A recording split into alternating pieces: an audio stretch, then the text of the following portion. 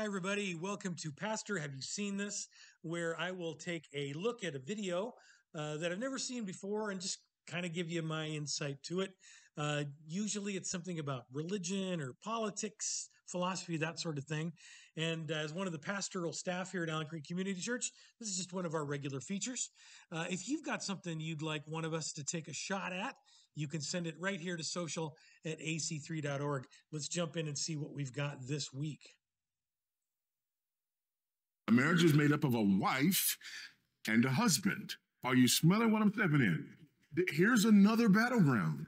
A husband is only a husband if the husband has a wife. And a wife is only a wife if the wife has a... So a wife can't have a wife. And a husband, watch this, can't have a husband. And them's fighting words today. They absolutely are.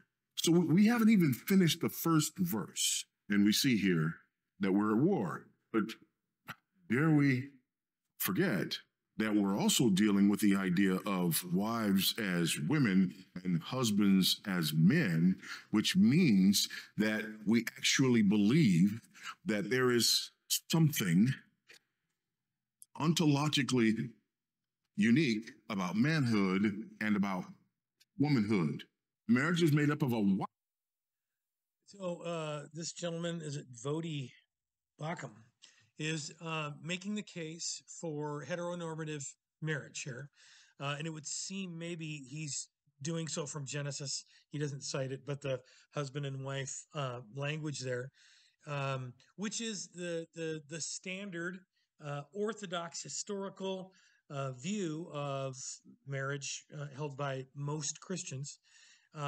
He's using it. I hadn't heard this particular kind of linguistic. You can't have a husband, can't have a husband. It's, that's kind of interesting. And honestly, I'd have to go back and look at the Hebrew. That would be the original language here to see the meaning of those words.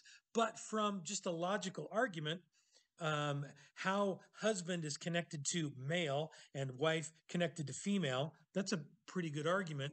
But you don't even need that really, because prior to that, in verse 27 of Genesis 1, it says that God made them male and female. So we don't even have the titles of husband and wife yet. We have male and female, and they were then created to be together. So it's really from the beginning, from page 1 of the Bible, that the Christian argument for heteronormative marriage originates. I think it's important because, as he said, these are fighting words. That we state that this does not have an impact on the value, the human value of someone who's same-sex attracted, or on people who are in a same-sex marriage.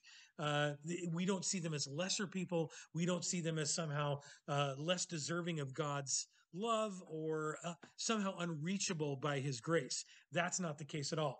It's simply saying, look, we recognize the authority of these words in Scripture that say this is God's design for how a marriage should look. And it was an interesting way to approach it. Again, if you've got something you'd like us to cover, drop it here to social at ac3.org. See you next time.